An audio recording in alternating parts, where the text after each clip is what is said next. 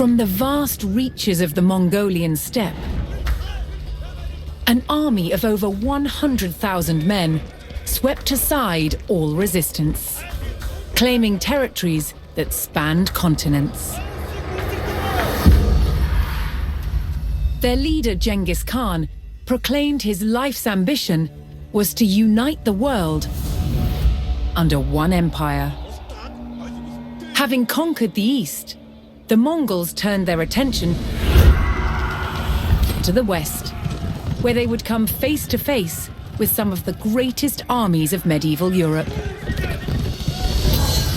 Would Genghis Khan's legendary warriors finally meet their match?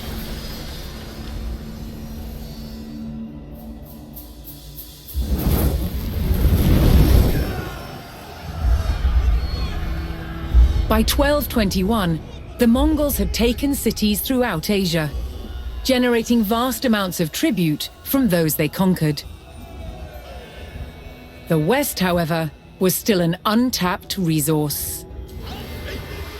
Genghis Khan sent his trusted generals, Jebei and Subutai, to attack Europe. With an army of 20,000, Jebei and Subutai took the West by surprise, raiding cities and destroying armies. Within 2 years, they had the prosperous Rus territories in their sights. But in their way was a Rus army of over 40,000 men. Outnumbered, Jebei and Subutai turned and started to head back east. The Rus sensed an easy victory and set off in pursuit of their retreating enemies. For 8 days, the fast-moving Mongols stayed just out of reach. Then, Jebei and Subutai set their trap. They lured the Rus across the Kalka River and turned to fight. The Rus had fallen for one of the Mongols' most effective tactics, the feigned retreat. The stage was set for the Mongol army to test themselves against Europe's finest.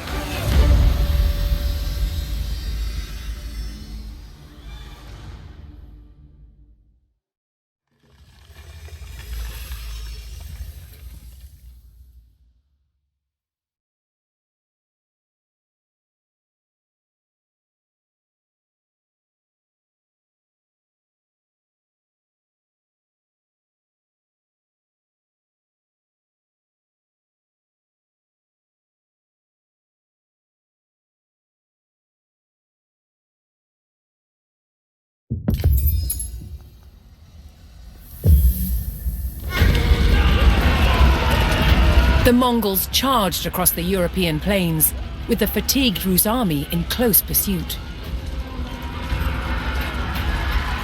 The Rus had fallen for the Mongol tactic of the feigned retreat, and unknowingly followed them into peril.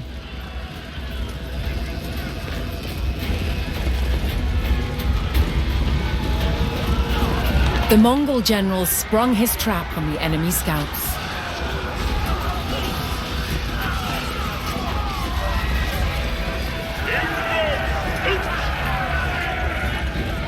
With the Rus scouts cut down, General Subutai crossed the Kalka River.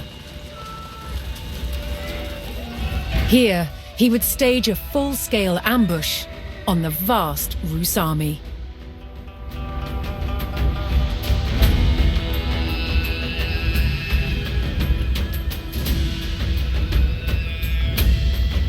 Subutai directed his warriors to split up and lie in wait for the enemy.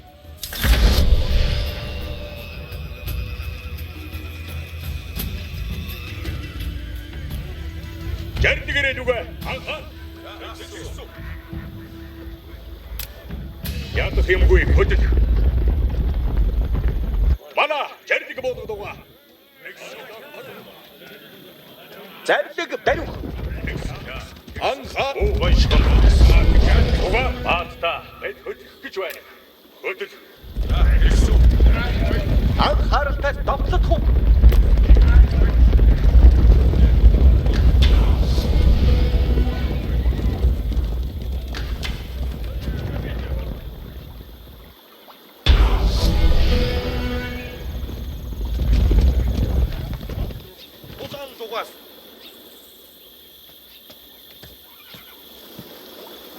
For Subatai's strategy to be effective, he needed to spring his trap before the Rus recovered from their long pursuit.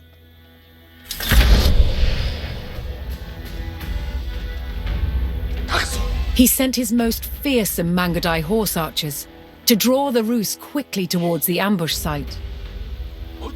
These highly skilled warriors could fire their bows rapidly while riding at speed.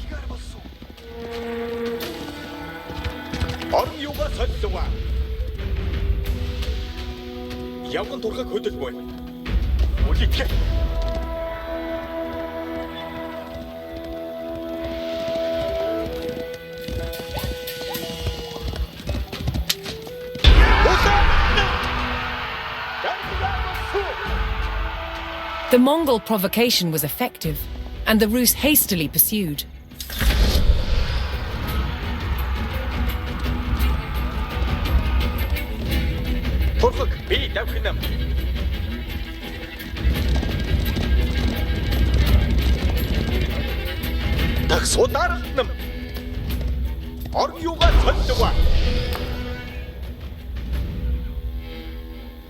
The Rus army had fallen for the feigned retreat and rode straight into the Mongol ambush. With the enemy surrounded, Subatai's battle-ready warriors descended from all sides.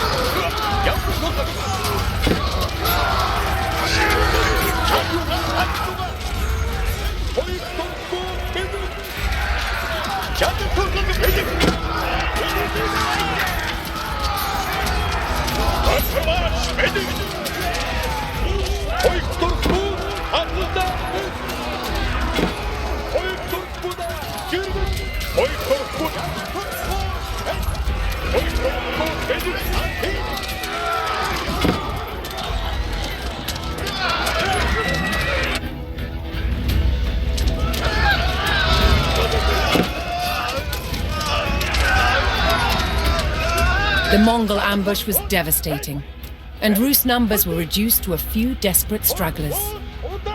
Seeing the fate of their comrades, the last Rus encircled themselves in a makeshift fort of baggage carts.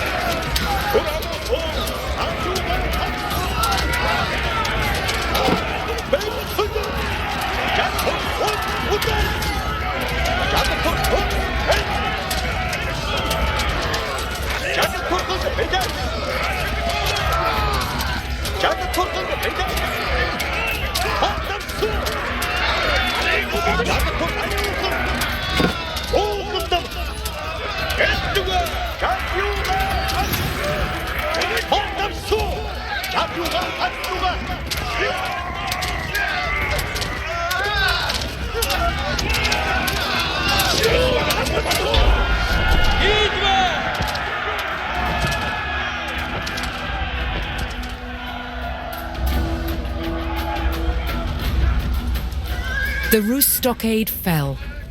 Despite a valiant last stand, the remnants of the Rus army were cut down. Spurred on by the crushing victory at the Kalka River, the Mongols advanced ever further into the heartland of the Rus.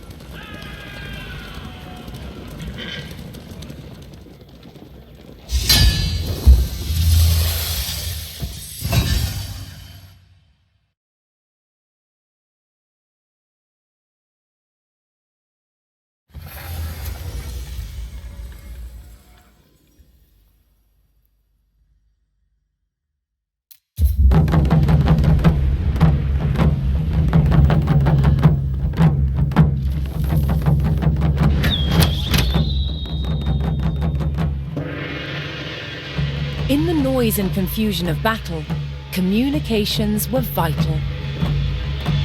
One solution was the use of message arrows. Signal arrows could be used to send messages to your drone troops. Faster than a man, faster than a horse. It was the quickest way to communicate in the heat of battle. Whistling arrows were blunt, and most importantly, they announced their arrival. But they weren't just used to pass written messages. When shot in a volley, whistling arrows could be loud enough to signal to a small group of warriors, telling them both where and when to attack. On hearing the sound, they would gallop in and strike where the arrows landed. However, a much louder sound was required to sound the retreat or to communicate to the whole army. That was the job of the war drums. The Mongols also used gongs, and the combinations of drums and gongs gave the Mongols a wide array of signaling options. We do not know the exact rhythms they used, but basic commands could be conveyed with different percussive patterns. They enabled the Mongols to communicate with their own forces and strike fear into the enemy. They were the heartbeat of the Mongol army.